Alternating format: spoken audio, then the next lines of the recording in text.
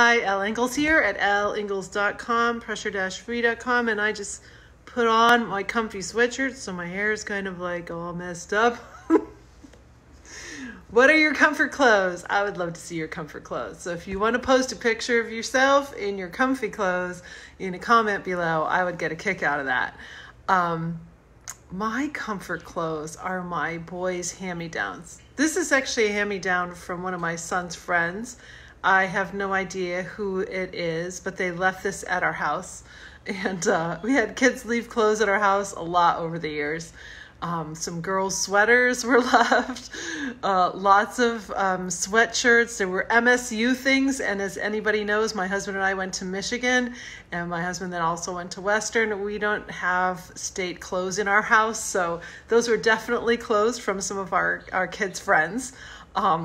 That nobody ever claimed. So, but I like to wear my son's hand-me-downs. So I was in a nice outfit a little while ago doing some work, and I just pulled on this great big warm sweatshirt because it's a little chilly today in Michigan.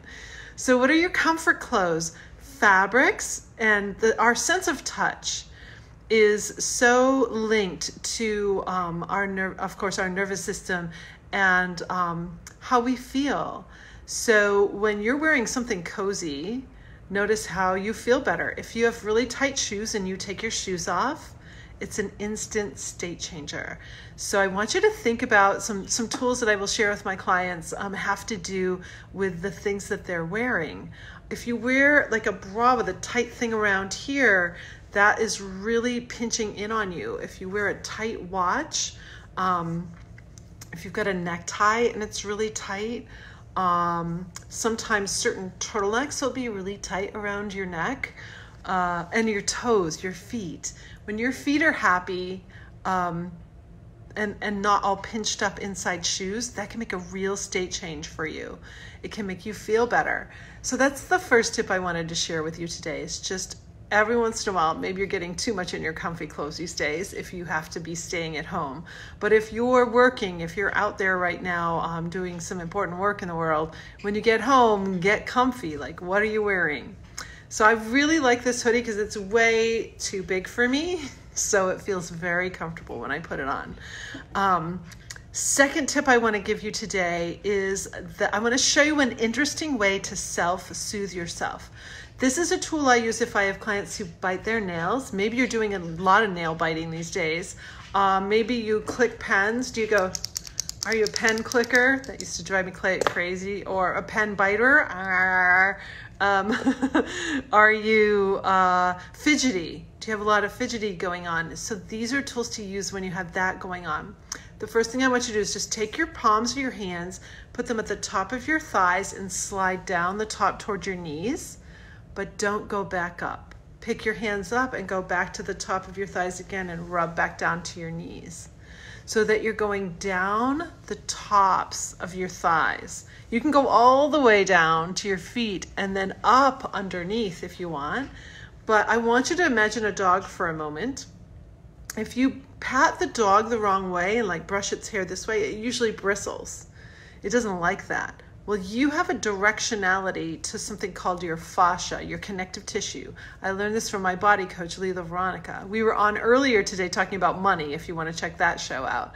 So, you know, the hairs on your arms, you'll see that they come down, they go down and they're going down your arm and curling around a little bit. Same thing with your legs. So if you brush up your legs or up your arms, your nervous system's going to get a little bit So if you want to soothe yourself, again, start at the top of your thighs and go down. That's instantly going to soothe yourself. And then the other thing to do is come up to your shoulder and come down the top of your arm over the top of your hand this way. So not up, but down. That's instantly going to help soothe your nervous system. So if you're getting a little crazy, if you're feeling anxious about things and you want to get, you know, that anxious feeling relieved, maybe you're feeling tightness here, then a little self-soothing can really help. If you come here for comfort, maybe if you want to stop drinking so much, people are drinking a lot. I've seen a lot on that lately. See if you can self-soothe yourself without having to need to take a substance. Does that make sense? So down the tops of your thighs, down the tops of your arms, that's just going to get your body in a much better space. And then the first tip I had for you is getting something comfortable.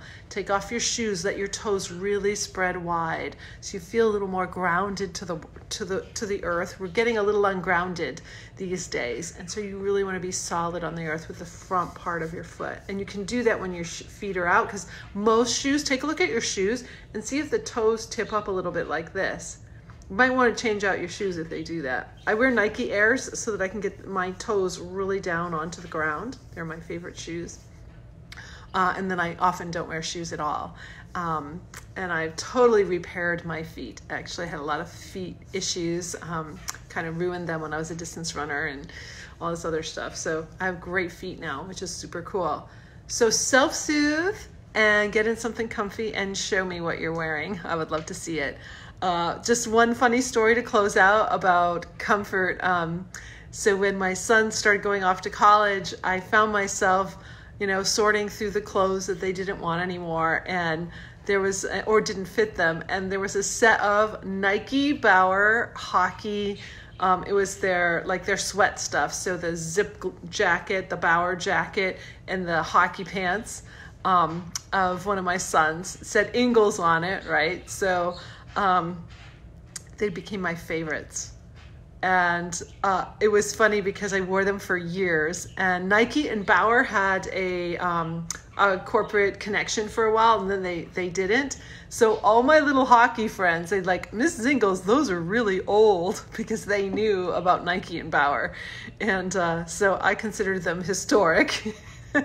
And I enjoyed wearing them. But there's something comfortable sometimes about wearing somebody else's clothes, like maybe your spouse's clothes, or your grandpa's shirt, or your dad's sweatshirt or something like that. I have my father's barn coat from all his years in New Hampshire, and I've never washed it. He passed away in 2005. I put it on twice a year because I don't want it to not smell like him.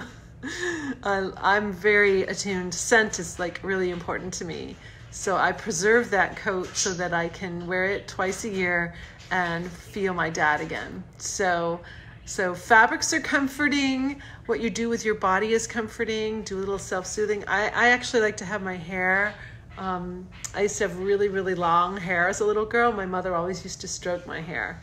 And so that's super comforting to me. So I hope this is helping you on a very blustery Michigan day. I hope it's nice where you are. We have sunshine, but it is rather chilly today. My face got kind of cold on my walk. So have a great, beautiful, pressure-free night. Bye.